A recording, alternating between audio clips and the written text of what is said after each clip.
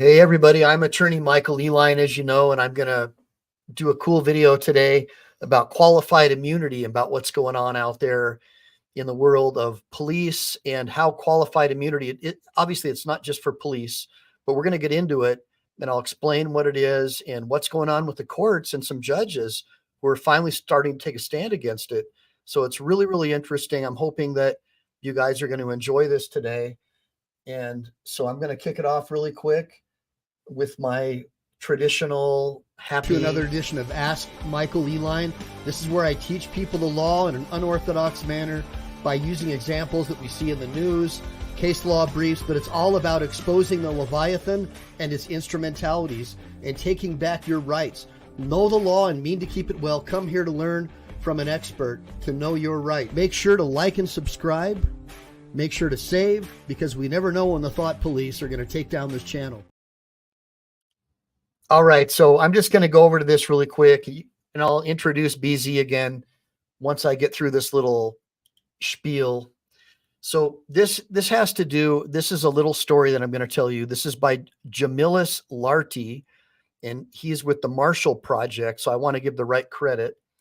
And basically what happened is Desmond Green spent nearly 2 years in a violent Mississippi jail. All right, I'm hoping you guys can see this. I'm going to try to blow it up one more time. I want to lay a good foundation for everybody so you'll understand. Hopefully, give me a bunch of ones if you can see that better now. So Desmond Green was in a violent jail awaiting trial for a murder he did not commit.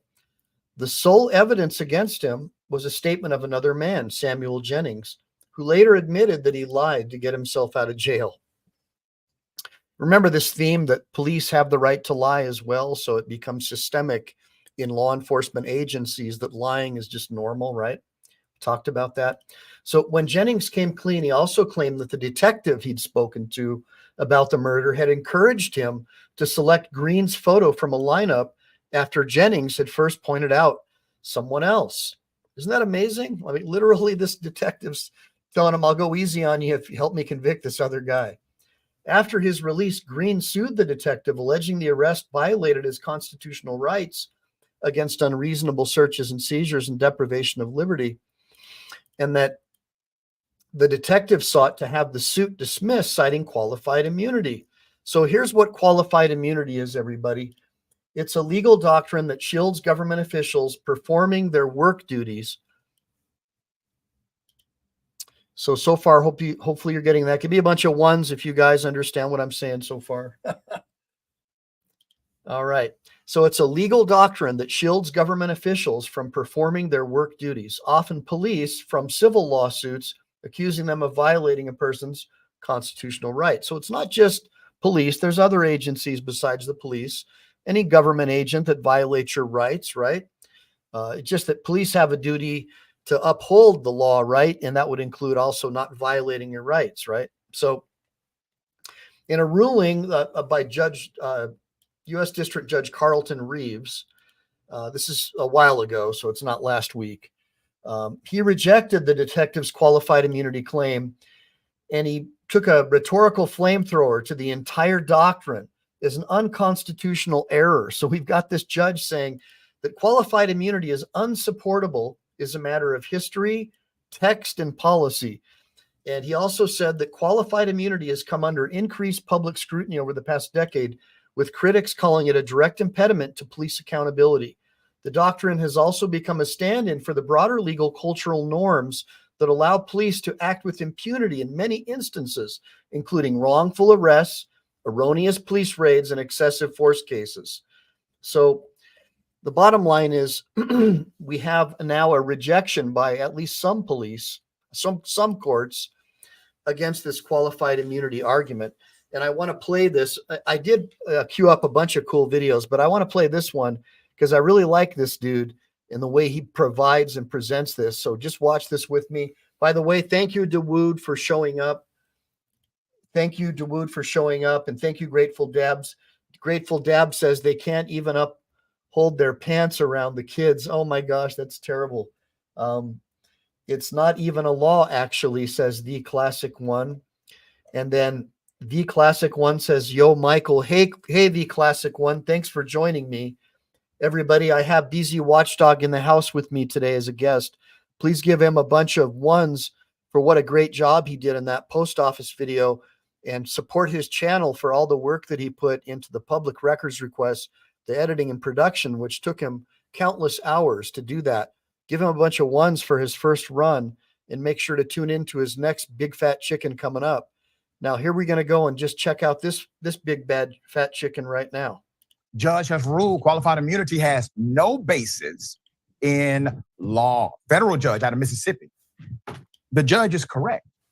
As a matter of fact, it's an argument we've made right here on Indisputable, that this is basically a legal doctrine or legal principle, not codified in statutory language. No federal law, no state law. This is case law, but is it? Exactly. With millions watching and many people benefiting from this program called Indisputable, we just need 1% of the viewers to become a paid member so we can continue to bring this content to you. Now back to the show. All right, let's get into it. I'll put up the court like this full guy. mass here. That is your United States District Court of the Southern District of Mississippi. A judge that sits in that building of the District Court of Southern District of Mississippi recently said no to qualified immunity to a detective who had falsely accused a Mississippi man of capital murder.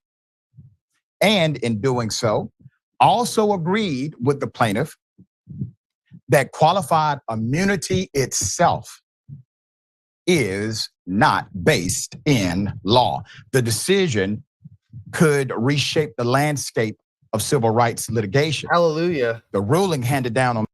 So just really quick, this is one of the things that initially got me interested in Chili's channel, not to mention the fact that he supports natural law, which is where our Bill of Rights comes from and what it's based on.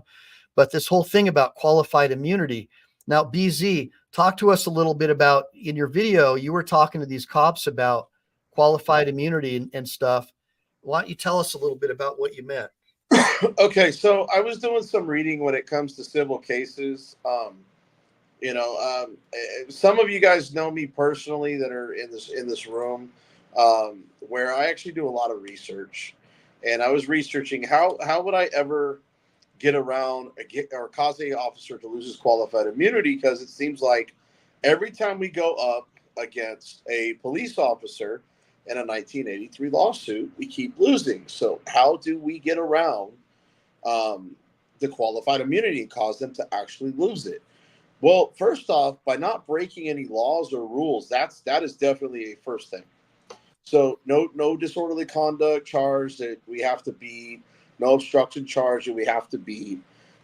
Whether you leave on your own 2 feet or you get arrested, bottom line is the damage is done. Your rights have been violated. But here's the thing. Chili always says you got to make sure you establish those things, as far as in the officer knowing that what right they've invoked, that you've invoked, what right they've violated. So they can't go up there and say, well, with my training and knowledge, I didn't know what right I was violating. That's why you've got Salinas versus Texas, where the Supreme Court has ruled you must invoke your rights. That way the officer knows what rights he's violating.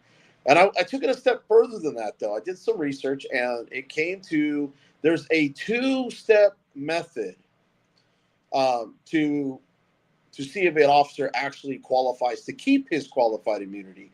The first one is a real easy one. It's called the shortcut method. It's finding a case law that you can cite that would cause that officer to lose his qualified immunity.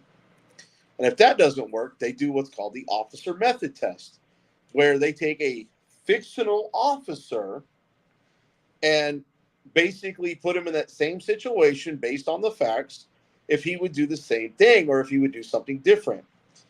If they go with something different, then they find grounds that your officers were unreasonable, therefore will lose their qualified immunity. But how would you really know what a fictional officer would do without actually having an officer to ask? But in my last video, we saw where I called it out, invoking my rights several times, establishing the rights that were being violated, citing law, stating case law, and then asking for a supervisor because I was informing the supervisor that I had unreasonable officers and I needed a reasonable one. I think that officer knew what I was trying to do, and he did exactly what he should have done, or at least what his 3 guys should have done prior to being involved with the sergeant coming on board. Because the sergeant did a 180 complete opposite of what those 3 officers were trying to do to me after they had already formally issued a state criminal trespass warning, and were about to, and actually told me that I would be arrested if I didn't leave. So where is that on this video? Which part? Because it was kind of step by step. It was like one thing after another. So right now I'm at like 2 minutes, 36 seconds. Go to about the 18-minute mark. Because I think that's when they were on scene.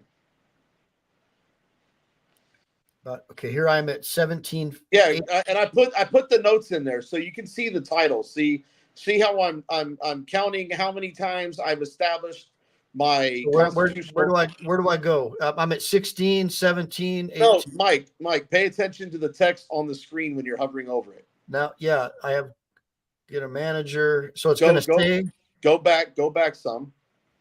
Okay. You'll see the text where it says, "This is the first time I clearly established my First Amendment right." And then see right there where it says second time. Nope. Go back till you're going too fast. Mike, slow down. Slow your roll. Now I'm at 17, 16. Bro, I told you when to stop. You keep going back. You keep scrolling too fast. Turn up your volume. So right here, call them. No, here, I'm going to have to do this because you're not hearing me, bud. Here's the second time. Right. You can start it there because, look, technically, first time they might have missed it. Second time. The text have to be lawfully detained. I'm exercising a First Amendment right to film in public. I didn't cause a commotion. The only reason I'm here is investigating the conduct of the Postal Service.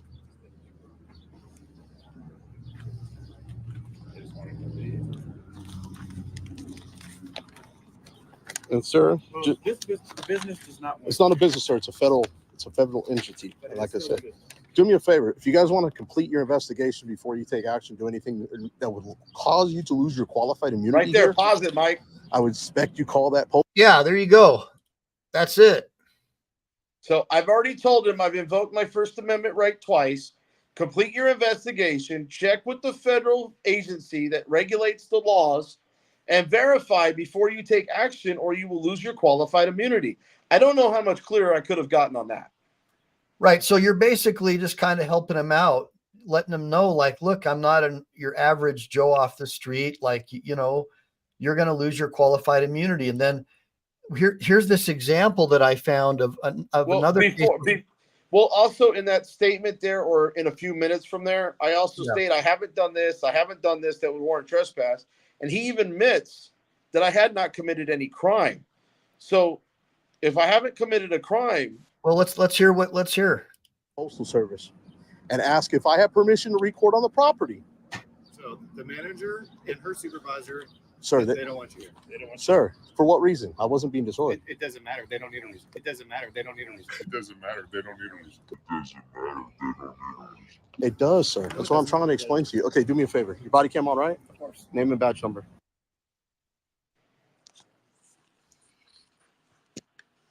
Right there, they lost their qualified immunity. Well, you would. It depends on what the court says, of course, but I got you. Let me ask you this, Mike. Based on a lawyer's decision, if you were a judge, because that's all really a judge is, a lawyer. Officer Cranford, ID number is 575. What would your decision be based on that right there? Well, I would.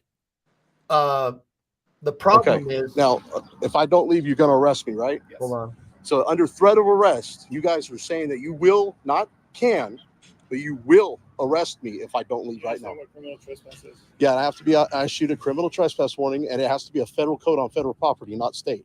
That's So here's the problem with what a judge would do. What a judge is going to do is going to be based on what a judge would do is going to be based on the pleadings that are brought forth by the plaintiff. And in this case, you would be the plaintiff because you would be falsely arrested, or under threat of arrest, you would vacate the premises and you would bring a, Title 42, 1983 type of an action against these local PD. And probably you would also bring it against the post office, and you would argue that they were acting under color of federal law and basically like state actors or instrumentalities of the federal government without proper enforcement authority, because there's no interjurisdictional agency agreement. And therefore nobody has qualified immunity. That would be based solely on the paperwork that's brought by you as the plaintiff. So if you don't file the right pleadings, you're not going to get anywhere. And that's the big problem that I see with a lot of auditors and a lot of people out there that are trying to fight for the First Amendment the best they can pro se, is that they're not bringing the right arguments when they do file their lawsuits. And so they're not getting their qualified immunity because they're not filing the right paperwork. They're not making the right arguments. And in this particular case, you would need to bring those arguments forward. You would have to say that under threat of arrest, blah, blah, blah, false arrest, and here's why. And ultimately, if they brought a 12B6 or whatever motion that they're going to bring, whether it's in state or federal court, a demur, a motion to strike, or whatever, you have to be able to provide evidence and enough information to withstand a summary judgment or summary adjudication of issues to get that case before a jury.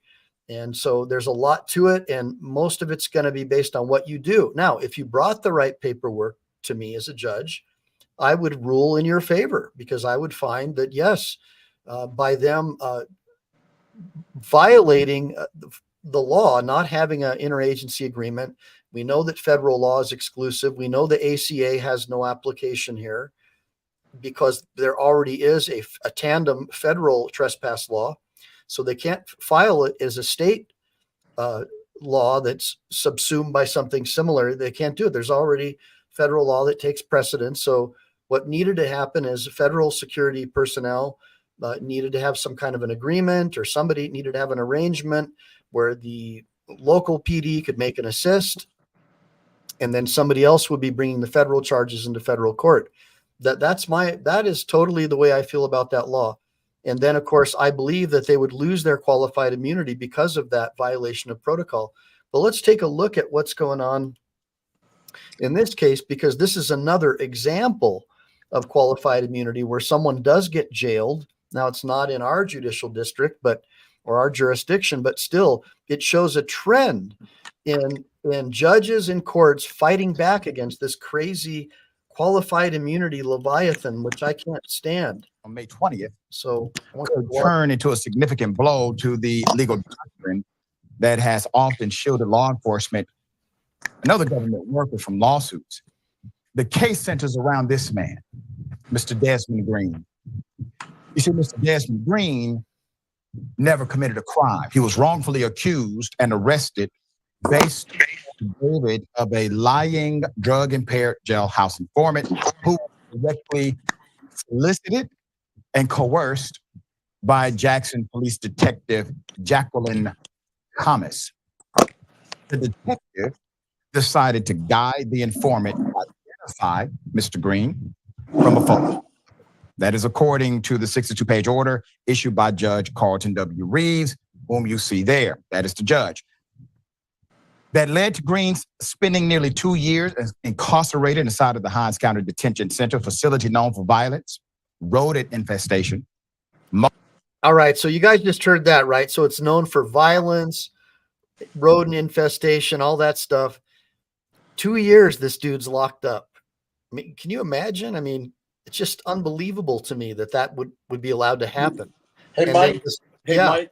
Yeah. Hey, I gotta run out to my car. I'm gonna mute my mic. I gotta run out to my car and get my other charger. My this one took the crap on me. Oh, right on, brother. All right. Yeah, we're here. We're not going anywhere.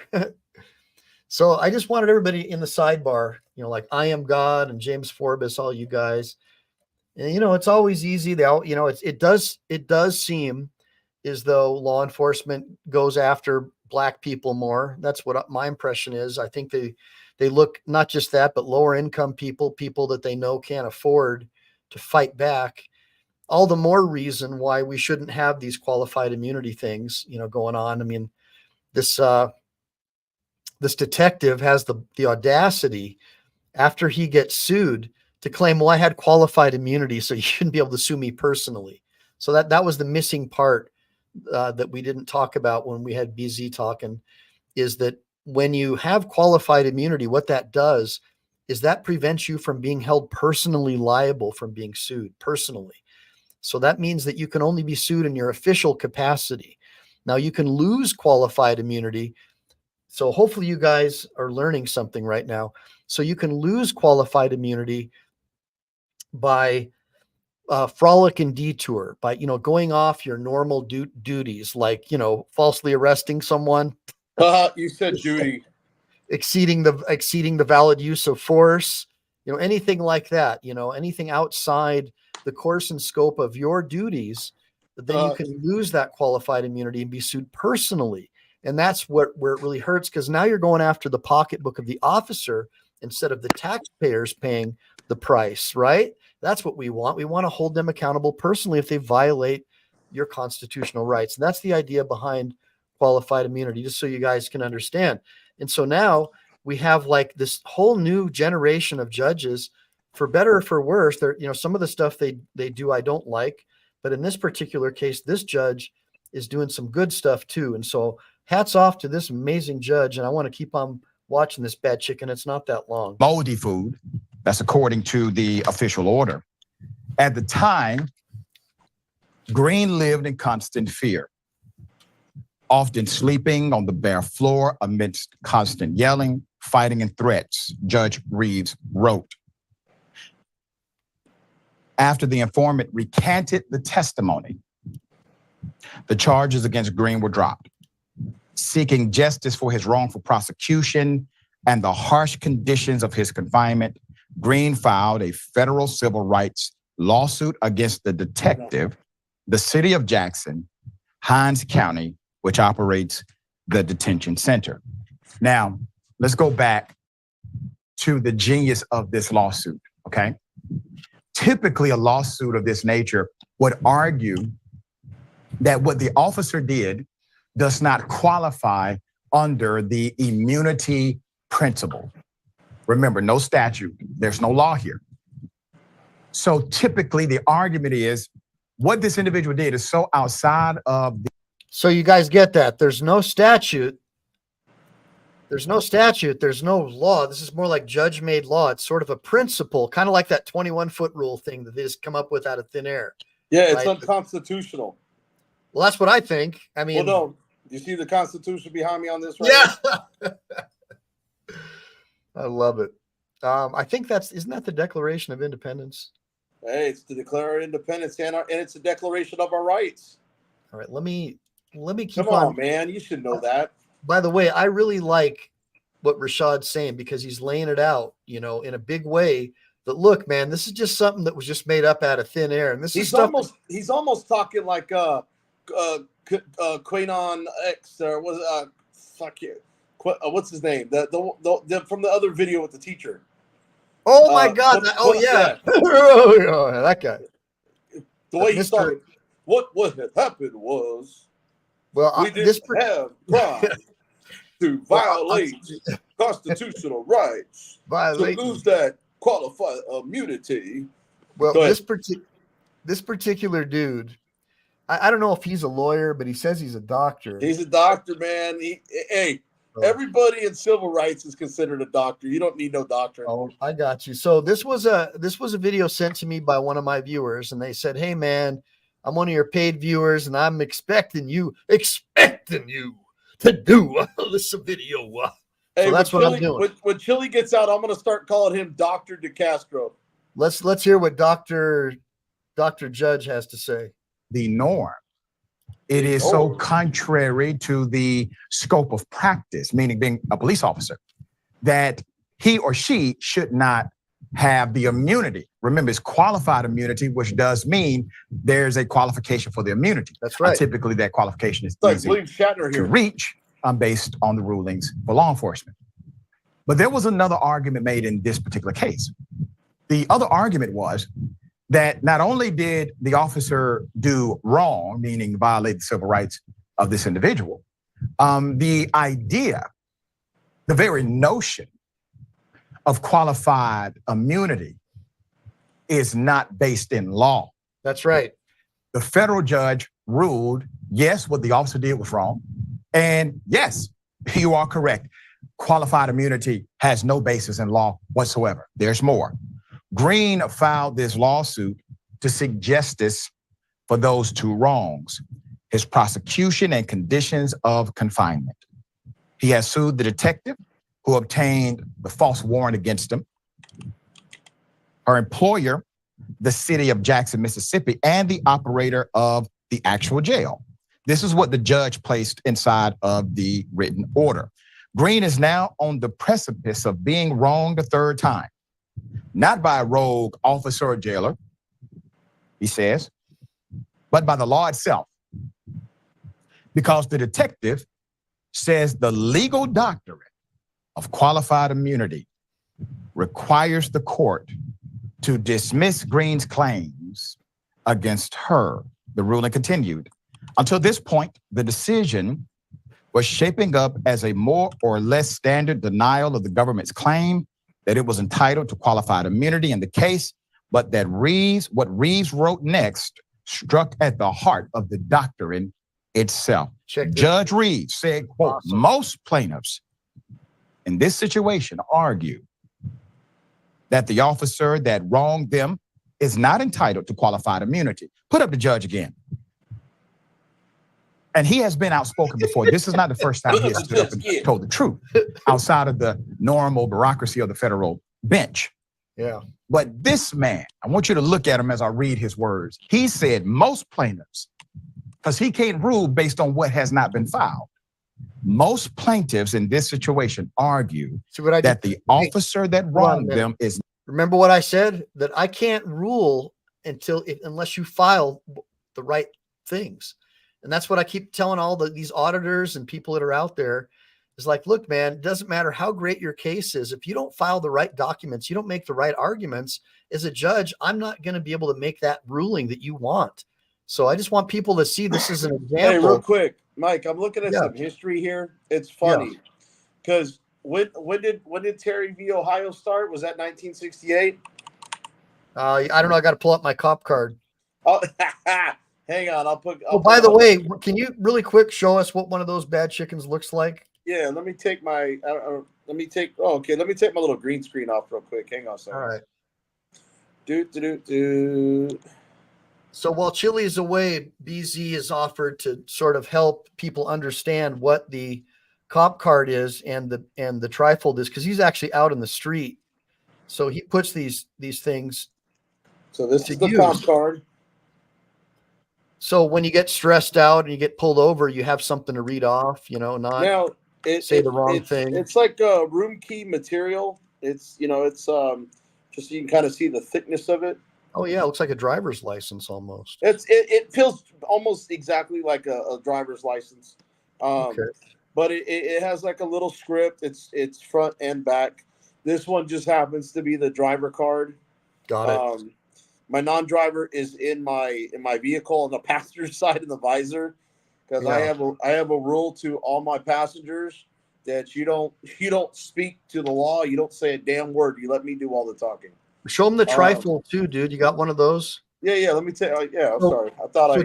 Chili said that if you guys order a trifold from the deletelaws.com website, and you mention BZ Watchdog, that he'll give you also a free cop card with your trifold. So just so you guys know, I'm sorry, I'm trying to get this. I haven't had to do a promo like this. So this would be your first step: to invoke the right to remain silent. You don't answer questions. Don't ask me where I'm going. Don't ask me where I'm coming from. Don't ask me if I've been drinking. Don't ask me if I got guns or drugs in the car. I will not use the address on my ID, and I will not take any tests. And I don't consent to any searches and seizures. I think that's pretty much verbatim what's on here. And everything I need to provide by law is in here in trifold. And that's the first step. Even though he has the second step is right to film cops, I always turn my camera on first. Right. Yes, invoking your fifth first. You can do it one of two ways. You can either invoke your fifth, your fourth, and your first, just to get it out of the way and let the Yeah. officer know you're not waiving any of your rights. I kind of like that per se, but that's my style of doing it. It still kind of runs with the trifold the way Chili's got it. Yeah. But the right to film cops, Turner versus Driver, 2017. That's in the Fifth Circuit, which is where I'm at in Texas. It's also good in Louisiana and in Mississippi. So I always state that law specifically to the circuit since I'm down here. It lets you know you have the constitutional right to film cops in the course of their duties. And then it goes into if the cop demands you to get out, then you got Pennsylvania versus Mims. I believe it's 1977. It states the case law there where officers can demand you out. Now, for those of you who don't know, it's better just to follow the trifold. Don't do what we do what we preach, because I would technically, me personally, I know the law in Texas about being pulled over and failure to identify. I'm up to date on the law, so I would challenge that, and I would challenge that officer safety BS thing. But that's me. At that point, you're going to just run through the rest of your trifold. Cop extends the stop. They can't extend the stop to bring a drug dog. That's why you want to invoke your fist, so that way you're not giving anything away to where they can suspect you're doing anything further. Cops ID, or the one the pass. That's why I told you guys I have one on the passenger side. I tell my passengers, do not say anything. You don't answer questions. Invoke your fifth, because they can also try to ask. Now, here's the thing: when I ask you for ID, it's not necessarily demanding it. They're trying to see if you're going to give it up voluntarily, because if they just demand it without reason, without a lawful detainment, then it's an unlawful Fourth Amendment violation. So you can see where now this one where it says cops smell marijuana, they're Commonwealth versus Barr. They're actually fighting that here in Texas right now. They're challenging that one because we only have medical, which is real strict to get, and CBD and hemp. So we're kind of fighting that one right now. But based on Arizona versus So what you're saying is that the laws change, and sometime or another he may need to update his trifold. Is that this one might work nationwide in certain states where they're recreational and medical. Oh, got it. Yeah. But when it's just medical here, they're fighting that because it's not recreational here. But then, like I said, they can also require your passengers to get out of the vehicle too. So it's like an extension of Pennsylvania versus Mims, where it's Arizona versus Johnson, Maryland versus Wilson. Interesting. And then, cops cursing the cops out. We've all seen Chili do that if we've watched his videos. Cohen versus California basically goes back to somebody wearing F the Dodge on their shirt or their jacket back in the Vietnam War, and it was a freedom of expression, which was protected under the First Amendment. Super membership alert. Louis? Super membership alert. Cursing out the cops. Houston versus Hill, which happened, city of Houston right here in Texas versus Hill, basically states that, you can basically interrupt the cops, kind of like what I was doing in that video a little bit. And then there is this right here. If you guys notice, cop says threats. Remember, he threatened to arrest me. I made that clear several times. Yeah. So with intimidation, they were trying to violate my rights. I think so. When you can consent to a search, you can always revoke consent.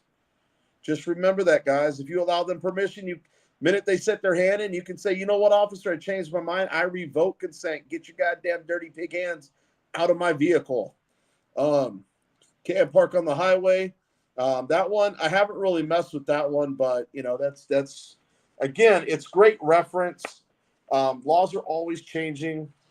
It's better that you guys always, if you're going to try to challenge something on that, make sure you know the law in and out before you decide to challenge it and look foolish. But if you stick with the basic 5 or first 6 steps of that trifold, bottom line is you want to go home at the end of the day. Don't give them any more ammo to lock you up, because as Chili always says, their number one job is to always arrest you, put you in those torture cuffs, impound your car, take you down to the dungeon, and steal your money. Give me a bunch of OTVOs. OTVOs. I want to see 1 million OTVOs in the sidebar right now. Hurry up. So I'm not a Chili, but if you guys Do me a favor. Other than the ones and all that stuff, 1 through 10, 10 being the best, 1 being the worst, grade me on how well I went over that trifold compared to Chili. I know it probably won't be an 8 or a 9, but you know, hey, grade Yeah, me, on a grade one me, to grade 10. me, and I'll work on my little spiel closer to Chili's. And So- by the way, thanks again, Brett Ray. Brett just gifted another 10 memberships, so that's insane. Brett Ray, man, he is the chili dog home slice because he's been supporting this channel with memberships, and we greatly appreciate that. Heck yeah, man. Thanks so much. Beck yeah, as our friend in Florida would say. Heck yeah. Beck yeah. Not entitled to qualified immunity. That is correct. Entitled.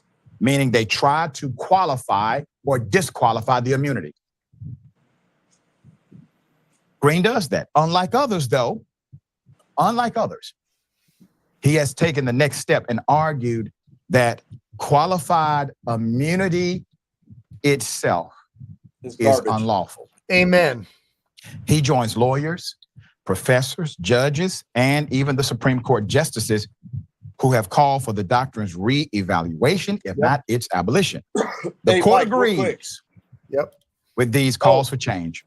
Before you hit me with that trifold thing, I was pointing out something. Terry versus Ohio was decision in 1968. Yeah. Guess when they decision qualified immunity?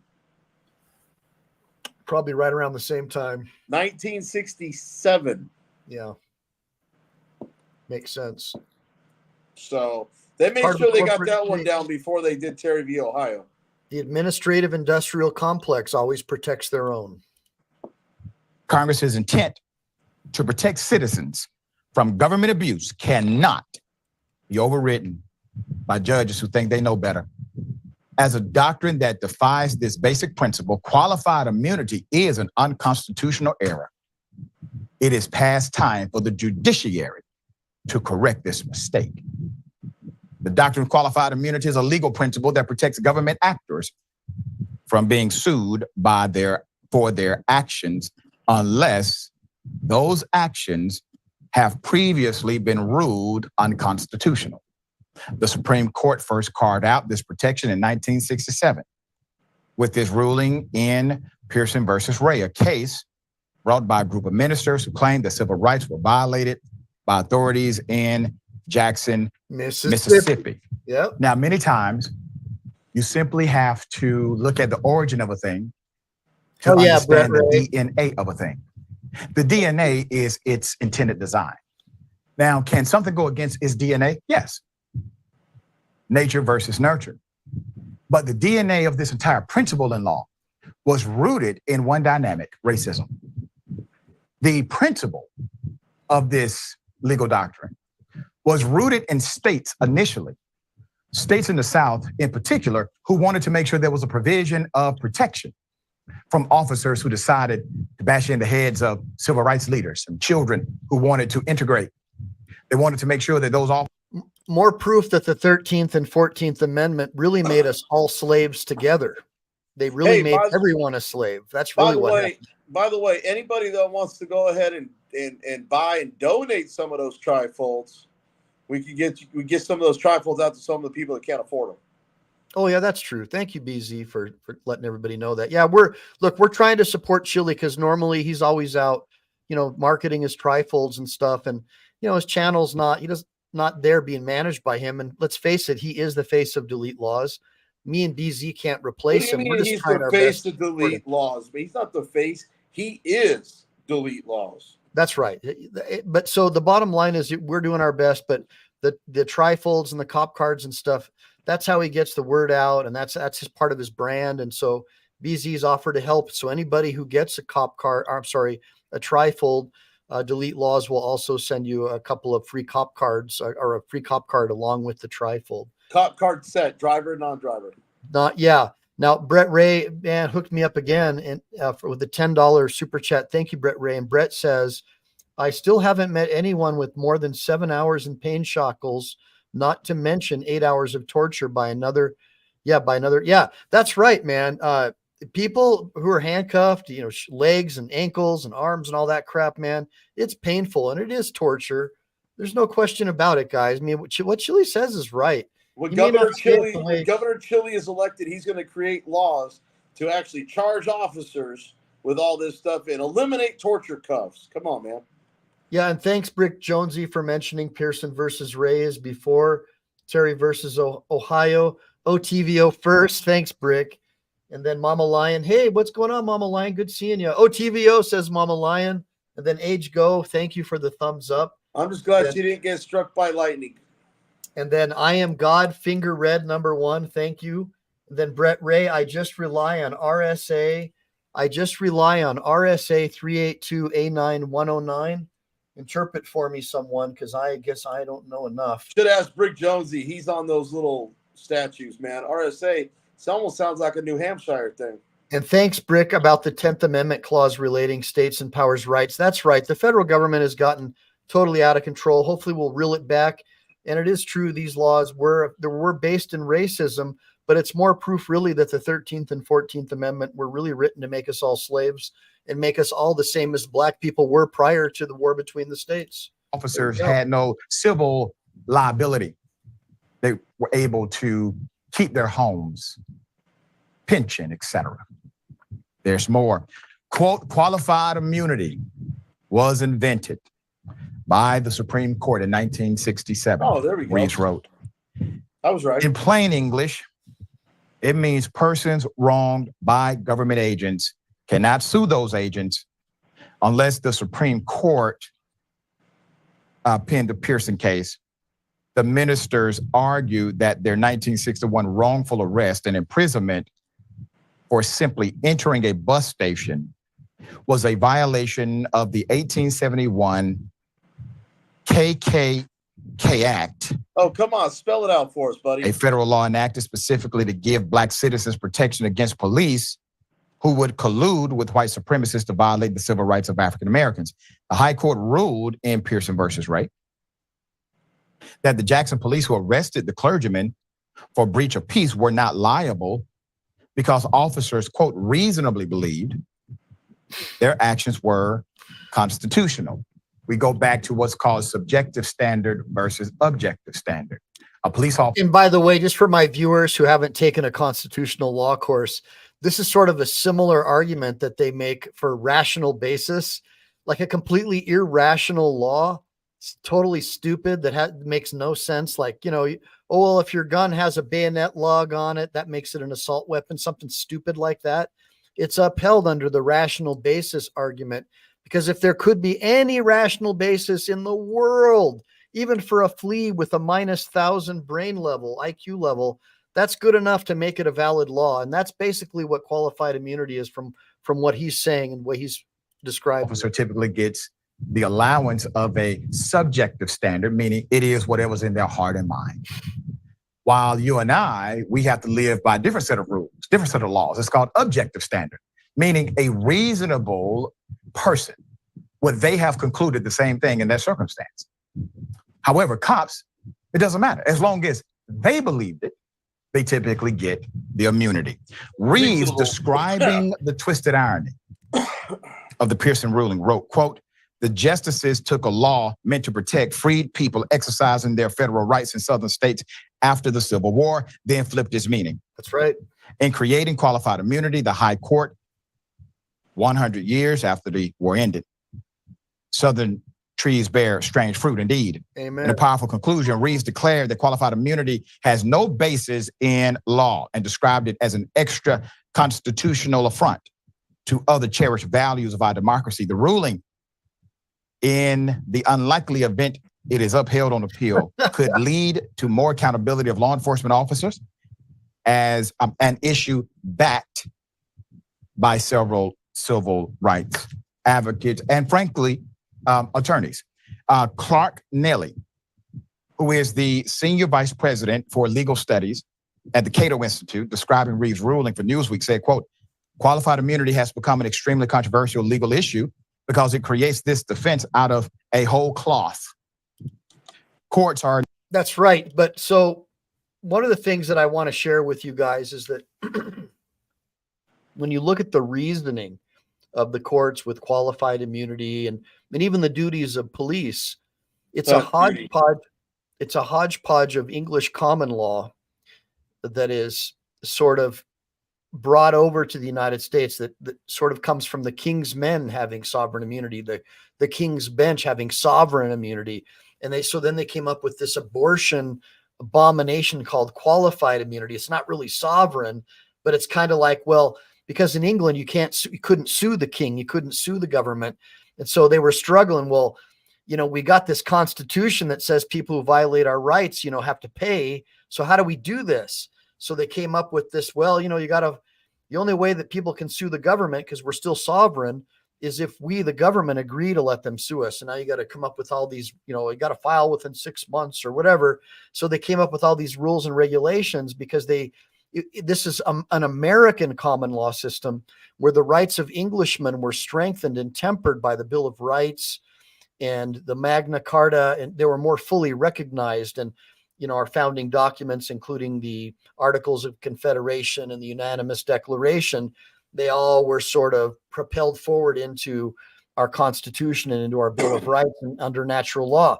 So I just want you guys to see the foundational aspect. Hey, Mike, before you start, hey, do me a favor, because I can't believe they actually granted, just to give everybody an example of how easy it is to have an officer keep his qualified immunity.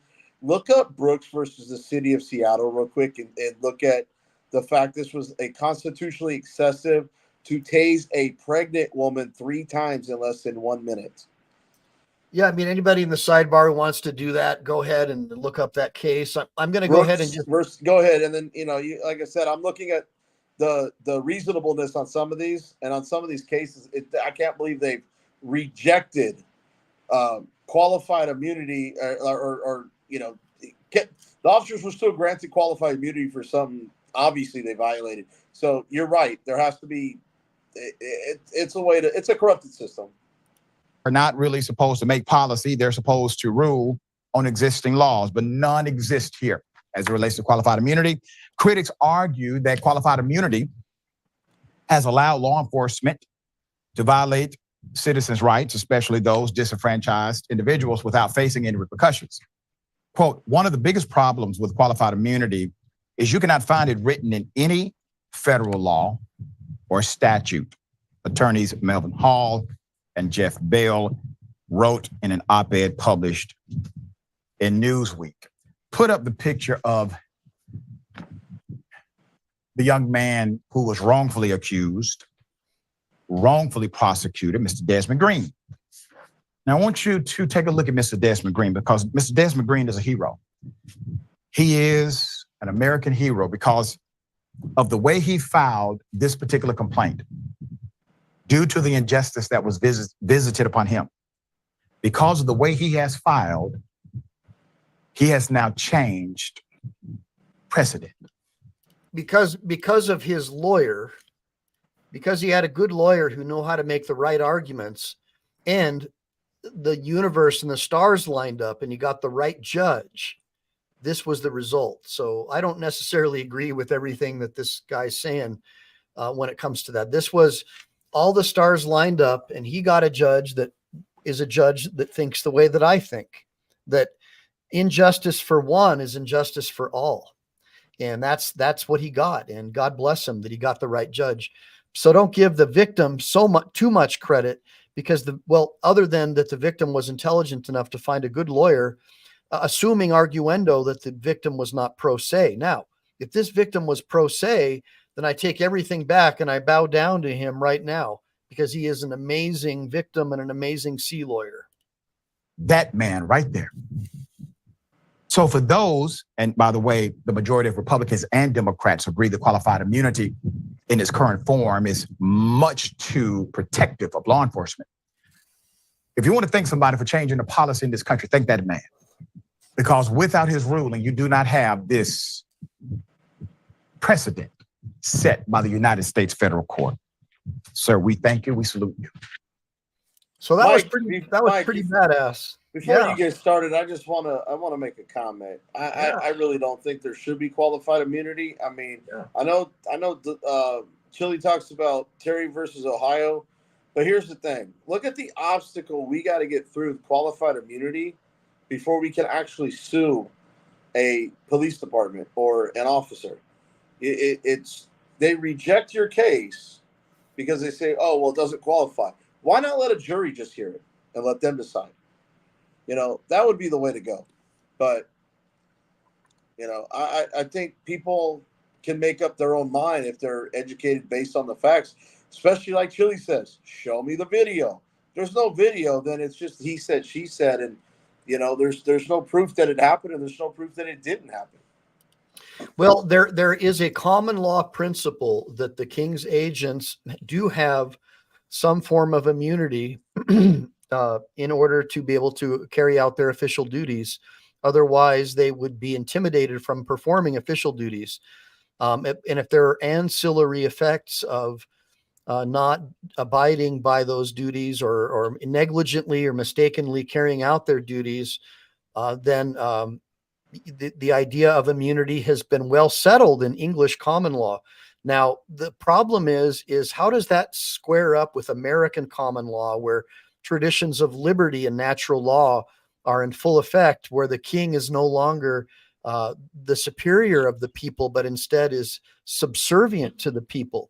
And so that has been the problem. And unfortunately, because of racism and all this stuff, the anti-Black stuff in the South, those laws against Black people were basically now used against the entire population. That's why I say that those amendments really just made everyone slaves, figuratively speaking, because now we all had less freedoms and less rights and became subject to the jurisdiction thereof. And I think you guys know what I'm talking about. We became subjects instead of free in the eyes of many, and in real actions, in seeing it for ourselves. We've seen that over time, less and less freedom. More government means less freedom. That's what Reagan used to say, right? Hey man, I hope you're okay. It looks like you fell backwards, dude. You all right? No, it's my fault, man. All right. So the classic one, yeah, it's a problem. James Forbes said he'd hire Mike. I hope that's me. Oh yeah, Mikey, yeah. No, Michael Me. Michael Me, right? But yeah, so we're just going back in the comments. What Brick's saying is, yeah, you got to get a good judge, and that really is true. And so in California, we can do a 170.6, challenge, where it's like called a peremptory challenge, where if I have a judge that I don't like, I can file this motion to perempt them. And then the other guy, we get another judge, the other side can file their peremptum, 170.6. And the only other way to get rid of your judge is a challenge for cause under 170.1. And that's almost impossible. That's where you have to argue that the court has like a physical inability to perceive the truth or the law. So that's good luck doing that. So getting the right judge, but I've told you guys this, and I want you to remember this, especially when it comes to GAOs, give me a bunch of GAOs in the sidebar for government accountability operations. When it comes to government accountability operations, you have to be able to make sure that they don't have the ability to throw you in jail. You want to stay out of jail, guys. And so that's why I want you to make sure. Let's see here. Hold on a minute. I'm just looking at some comments in the sidebar. Yeah, natural law is natural. That's right. So what you want to do is you want to be able to not get arrested, because if you're locked up, you're not going to be able to run your business. You're not going to be able to afford to hire a lawyer. And ultimately, you're going to be forced into a plea bargain where you take and accept that guilty plea. And then you have no lawsuit because you've already pled out. And so you're going to have res judicata, and different issues come up, settled issues of law as a result of you agreeing to a nolo or a guilty plea. Hey, Mike, I'm just curious. What did I miss? What's the GAO? I must have missed something. Government accountability operations. Oh shit! There ain't no such thing as government accountability. That's what you do. We're doing government accountability operations, and our first priority is to not get locked up and not get thrown in jail. Trust me, I know that better than anybody. Shit. That's right. And so when you're out there doing these GAOs, GAO Title 5 USC 3332. I love Brett, by the way. This is super cool. GAO big boy stuff. Yeah. Careful, Brett. You might have a bromance going on. So we got OTVOs and now we've got GAOs. So everybody knows that GAOs mean government accountability operations. So when you're doing those government accountability operations, what you don't want to do is you don't want to be in a situation where you have to file a lawsuit. You don't want to bring, and I've told you guys this a million times, you don't want to bring your case before a judge ever. You want to stay away from the judge. A lot of lawyers call judges the black robe taskmasters. The best Chili calls them the black robe tyrants. Now, the best trial lawyers in the world, which I'm not the best trial lawyer in the world, but I have co-chaired cases with amazing trial lawyers. And I used to go watch Gary Dordick and other lawyers in trial, as well as Michael Hughes, who I believe was the best trial lawyer in the history of the planet. Michael J. Hughes, Piuze. And so seeing those guys in action, I can tell you that their whole craft is dedicated towards wooing the court staff, wooing the marshals, wooing the bailiff, not just wooing the jury, and also being able to woo the judge, because the judges are creatures of election in California or appointment by the single party state. So they're all about, popular culture. And if you've got a popular lawyer, they're going to be just as amazed as the jury. So there's a lot to be said about a good trial lawyer just being a really, really great actor and a politician. But the goal is to not take that risk and to front load your case and build your case with enough evidence. Your mic. To where you can overwhelm the other side to where they'll want to play ball and settle, because the goal should always be settling in the efficient and effective administration of justice. Court trials are very expensive and it becomes a gamble. And so that's why I always tell you guys, look, an insurance adjuster or a city agent, when they look at some of this video footage and you're coming off like a jerk, they're going to go, F this guy. Let's go to trial.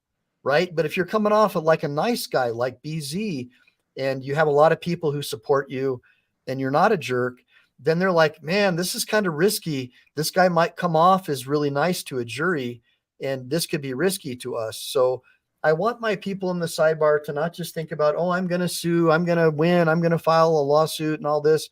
I want you to look at it like, we're not doing this because we want to sue. We're not doing GAOs because we want to file a lawsuit. We're doing GAOs because we want to make the world a better place for our kids and our offspring and our neighbors, because we love our country.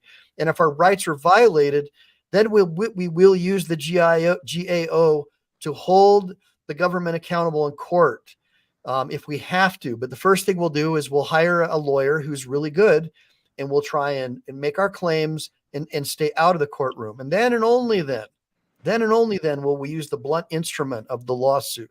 It's always a last resort. And we'd have to make the jury know that the lawsuit was a last resort, because nobody wants to sit on the jury. Nobody wants to be there. If your case gets called and they think you're a dick, they're going to be pissed because they don't want to be on jury duty. Give me a bunch of ones if you hate jury duty, and give me a bunch of twos if you love jury duty. Let's do a little poll right now.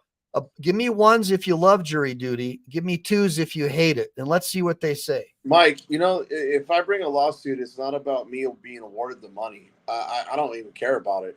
I mean, it'd be nice to have the funds so I could hire an attorney. I really want to take it all the way to the Supreme Court with the post office and utilizing local law enforcement instead of actually following protocols, and do something with the law enforcement agency, qualified immunity, and the post office. That's why I encourage people to support BZ Watchdog's channel. And I also encourage BZ to write a book about public records requests so we can generate funds to fund these cases. Number two, that people support his channel or some kind of a GoFundMe link, or directly support him so we can help him with his mission. Because let's face it, these are not cases that are going to generate money that would support a lawyer or a law firm. These are a labor of love that are going to require support from the public. Just like Chili's cases, lawyers don't make money off misdemeanor appeals because by the time that appeal gets decided, he'll already be out of jail. Lawyers make money off felony appeals. Nobody hires lawyers for misdemeanor appeals. Well, but unless they're in Judge Zimmerman's court at 180 days. when you do hire lawyers, Come on now. when you have the money to hire lawyers for misdemeanors and infractions, then you can start making case law that will reshape the judiciary. But right now, these are all the things that are falling through the cracks. And that's why they target people who are broke, like poor Black people, people that live in rural areas. They target them. They don't go after the wealthy people in their own communities because they know those people have the ability to make case law. When I get pulled over and they see that my car's registered to a law firm, all of a sudden everything changes between my interactions and police. But you common people, what I call the common people, but I'm still a common person, but I don't get treated that way sometimes by cops. You don't get that same, you're not afforded that luxury of being treated that way. What do you have to say about that, BZ? I would partially agree with it. I mean, Trump would probably disagree with it. I mean, it's, you know what, when you're as flamboyant as the Cheeto that my mom calls him because he's orange, they, you think you're untouchable, you're unstoppable, but in reality, nobody is truly untouchable. It's just a matter of having the funds and the resources to be able to do that. And unfortunately, most rich people have those. They have the connections, they have the money, they have the power, and they can hire the good attorneys to fight that stuff or squash it behind closed doors. But they already have solid relationships usually with local cops. They're all buddies usually. Judges, so there's no commissioners.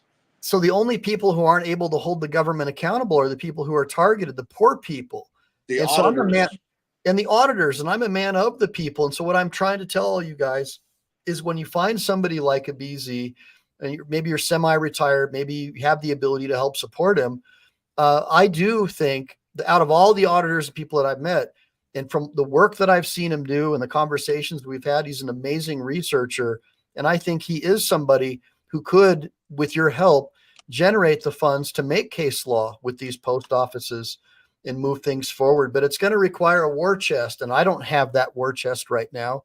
I'm donating an enormous amount of my time.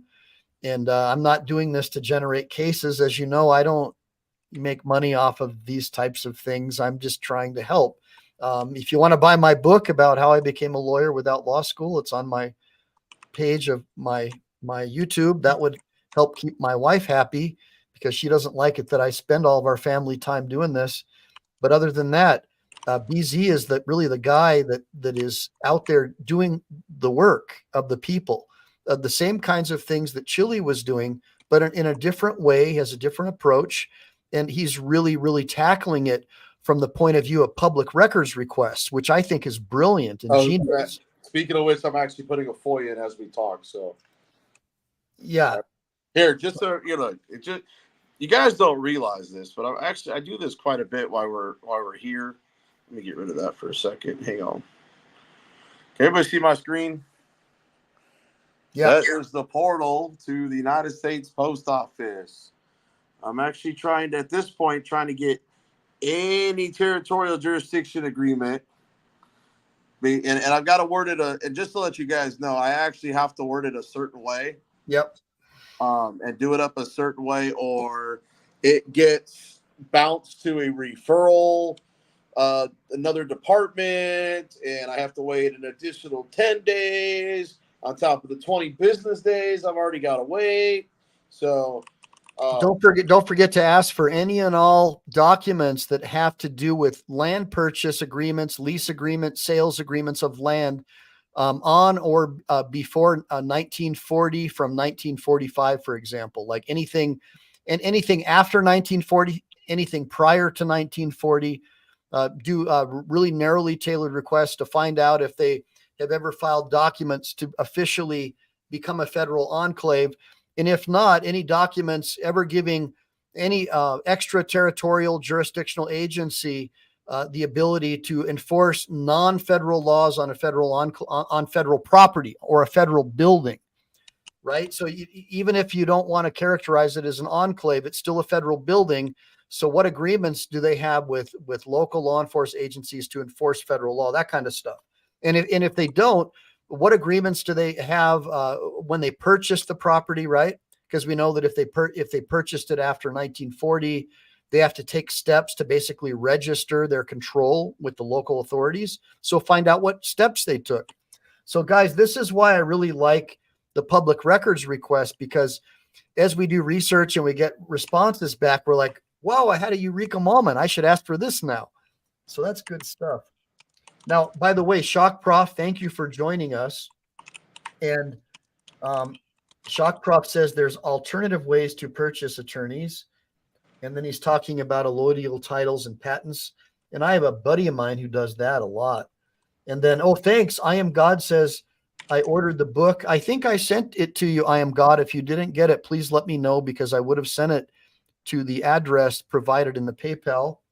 And then Brick Jonesy says, always ask the juror, where's the video? No kidding, man. And then Mama Lion's supporting BZ, saying, BZ is awesome. Thank you so much, Mama Lion, for supporting BZ. Those videos that he did, really, that was a labor of love. I mean, those he actually got the oaths of office of these cops. That's a big deal, man. That was pretty cool. And then I'm also gonna request, what formal training on Poster 7 do postal employees receive? So and that's what formal training do the postal agents or employees receive in local law enforcement, and what training do local law enforcement receive in enforcing federal laws, and any and all documents relating to any other laws that apply on post office property besides the Code of Federal Regulations, any paperwork, documents, or things related to any laws that are enforced on this federal property, this postal office, besides the Code of Federal Regulations. What are they? What other laws are enforceable or enforced by any and all agencies, whether it be federal, local, or state? See, once you start asking questions like this, now you guys can probably tell I'm a lawyer. This is what I do all day, is I do discovery requests, so this is like second nature to me. So you want to ask all that stuff, and then they may make objections. That's fine. Do a follow-up request to make it more narrowly tailored. At the end of the day, they'll ultimately, when they don't want to give it to you, they'll start not giving it. And that's when we have to start filing lawsuits and stuff like that. And that's where Tom Fitton and Judicial Watch can come in handy, because hopefully they'll collaborate with us once they see the good works that we've been doing. So let's look here. Yeah, and laws can change. That's right. Laws change every day, man. Trust me, I get Library of Congress updates probably about 30 times a day. Yeah, Let's OTVO says document the ignorance. So either way, whether the laws change or not, you can still document the ignorance. And some laws are pretty ignorant. There's plenty of ignorance in our government. Just go to your local postal facility. You'll guarantee to run into it. Now, David Stryker says that YouTube is blocking his comments, I guess, on Chili's channel. You know, I'm hearing that a lot from like his loyal fans. Just so you guys know, sometimes, even though the comment may not even be out of character, out of whack for like guidelines, it'll actually hide your comment and give a moderator show or hide option. And sometimes people don't see it, or the mods won't click on it, so they don't even click on the option. Me personally, when I'm modding for your channel and I see that, or I'm on mine, I try to show it unless it's like just a straight troll comment. Then, you know, when I say troll, I mean like hateful speech, like directed hatefully directly at me personally. Then I'll just delete it and get rid of it. Now, if it's something that's critiquing a video or something, people are allowed to have an opinion, but hate speech will not be tolerated. So real quick, so Shock Prof, I guess you didn't get to watch the first part, but I cover this at the beginning about the locals and are not being fed cops and all that. But in a nutshell, because the exclusive law that applies on U.S. post office buildings is going to be federal law, the local authorities would have to make an assist. They could not make an arrest or make a charge under local law because it's not local property or local land.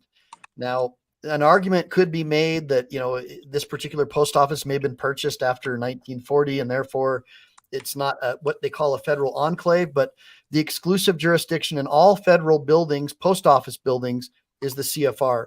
So that argument does not pass judicial muster, in my earnest opinion, because if federal law is the exclusive law, it wouldn't matter if it was federal land, a federal building on a zodiac at sea.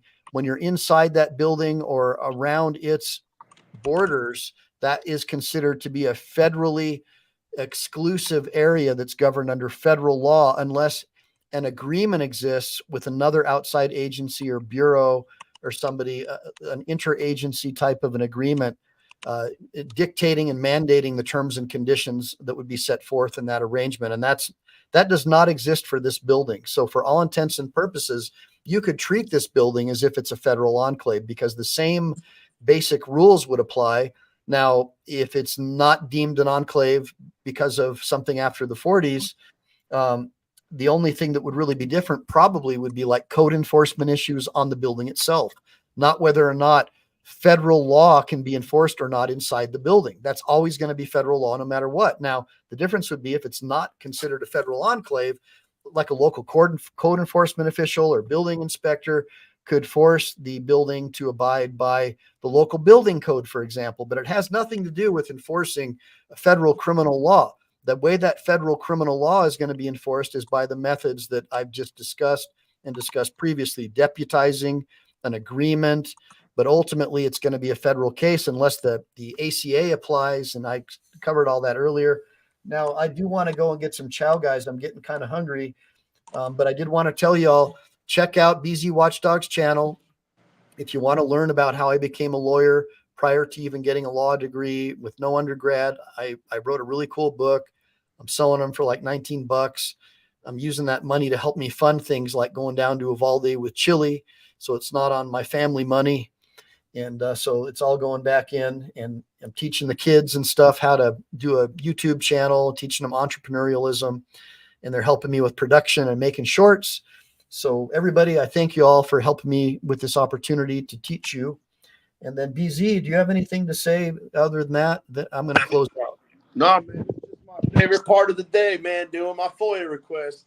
Yeah, I tell you right now, it's the most productive thing without having to be in risk of getting arrested and having my freedoms taken away. So amen. And I'm telling you guys, look, if there's somebody who, even if you're a ghostwriter, who's a good writer and who could just take dictations, please offer your time, and I'll also help you guys as well with my understanding of writing, to get a nice book out for BZ about public records requests, because I think that he could really, I think it could be like a bestseller, and this could fund a trip all the way to the U.S. Supreme Court. And I'm not joking. I mean, I really do think he's got the talent to take this all the way. So that being said, Semper Fi, do or die. Make sure to like and subscribe. Make sure to save, because we never know when the thought police are going to take it down. Yeah, that's right. So I'll talk to you guys soon. I don't know if I'm coming on tomorrow. I have a really busy day. I may have to go to court. I'm not sure yet. So, but I really, really am grateful. Really am grateful for everybody showing up. And then if I Am God can help you with your book, I Am God, reach out to BZ Watchdog. Talk to you guys soon. Bye.